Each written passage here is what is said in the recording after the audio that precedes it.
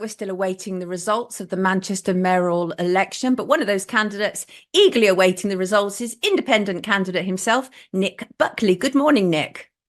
Good morning. What are your thoughts as you're awaiting the results? My first thought is I should have stayed in bed longer. I'm absolutely shattered.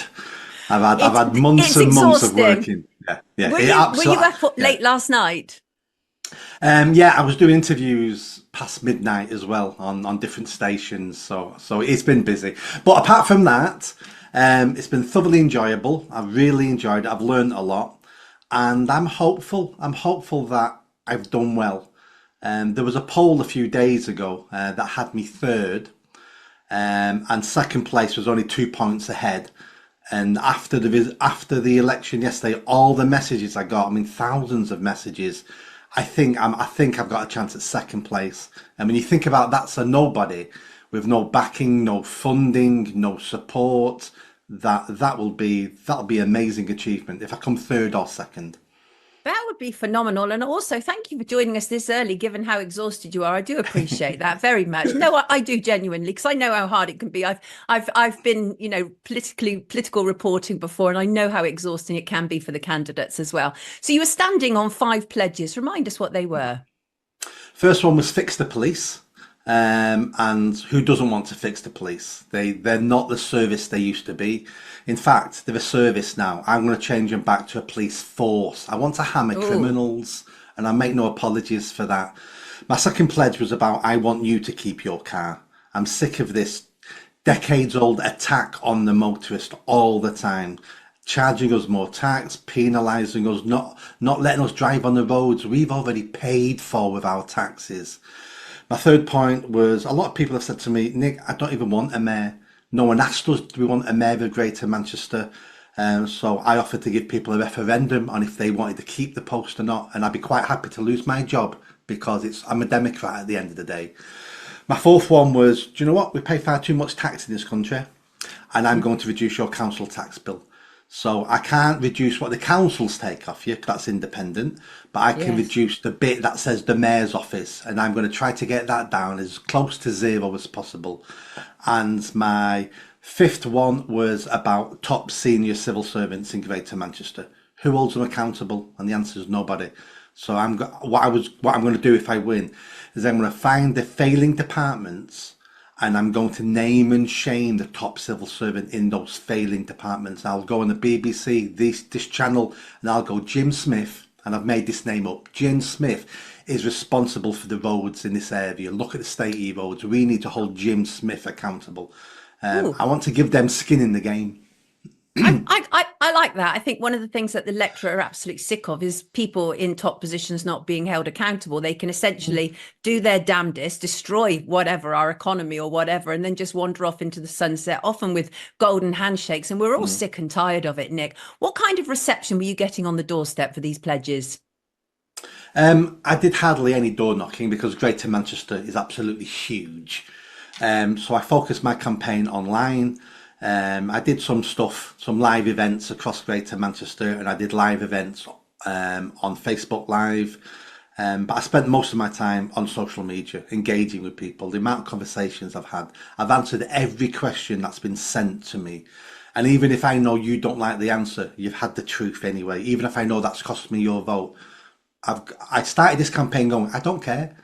I'm just going to tell you the truth. I'm going to treat you like an adult, and adults need to be told the truth. But the reaction yesterday was shocking.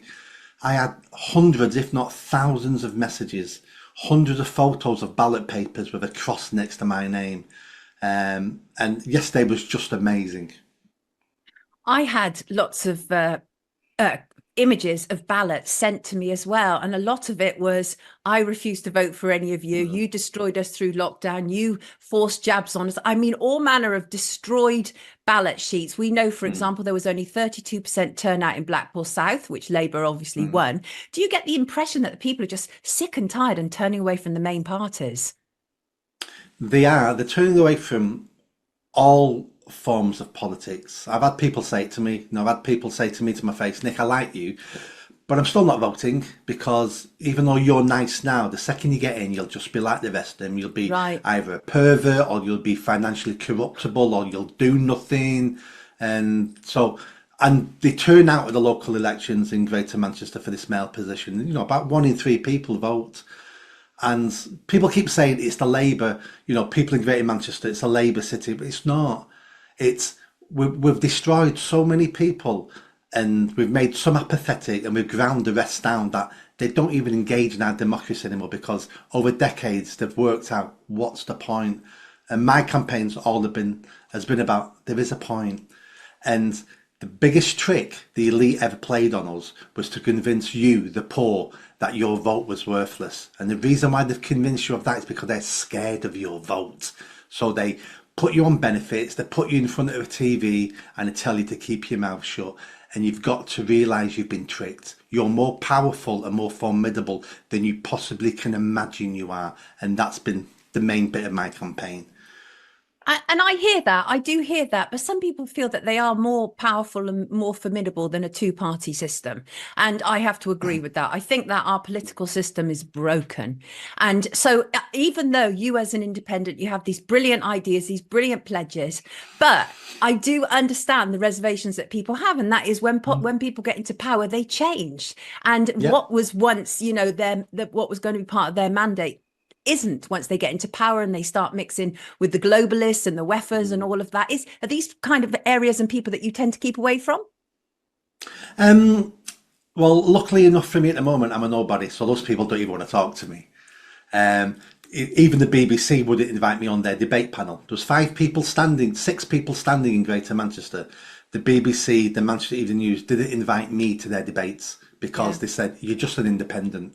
So at the moment, the elite don't even want to talk to me at the moment. Now, we all have to realise that people are corruptible. Everybody is susceptible to corruption, even me. But I think once you realise that, I think you've got some defences then about not being corrupted and being true to yourself. But the people who can hold you true to yourself are the electorate. And we need the electorate to hold politicians to account much, much better. Nick, what's going on with the Manchester Co-op Arena? Oh, I've only seen the headlines. I've not looked into it because I've been far too busy running a campaign this last week. But it's a great example of the UK, that nothing works, that everything's incompetent, that we can't do the simplest things anymore. And is that because we're becoming more stupid as a nation? Is it because of diversity and inclusion that we're giving people who are not fit to do the jobs? Is it the fact that we've sold so much stuff off to foreigners? They don't care. I don't know what the answer is, but it's a good example of how the UK is just failing at everything. So do you think that we're going to be awaiting more shocking results this weekend? I think it'll be shocking for the average person, but for people in the know, we know what's going to happen. Tories collapsing throughout the country. They've collapsed in Greater Manchester. Labour are going to get battered in some areas, like Oldham Council. Labour have just lost the council. So there's going to be shocks everywhere. It's not going to be, look how amazing Labour did across the country, or look how they did. It's going to be very, very patchy because everybody hates all the parties, and they're having to make a choice between different types of evil. And I've been saying to people for months now, stop voting for a lesser of two evils because you're still voting for evil. That is the problem. Nick Buckley, thank you so much for joining us this morning. Nick Buckley, he is one of the mayoral candidates for Manchester, and he, like all of us, have plenty to say about elections at this moment in time. Thanks so much, Nick. Have a good Friday, Thank you. We will be right back. If you like that video, don't forget to subscribe to the channel, hit that notification bell and comment. And if you like what I'm saying about running for Mayor of Greater Manchester, then stick around. Tell your family, tell your friends. The only way I'm going to have a chance of winning is a grassroots movement. So be part of that movement and hit that bell. Thanks.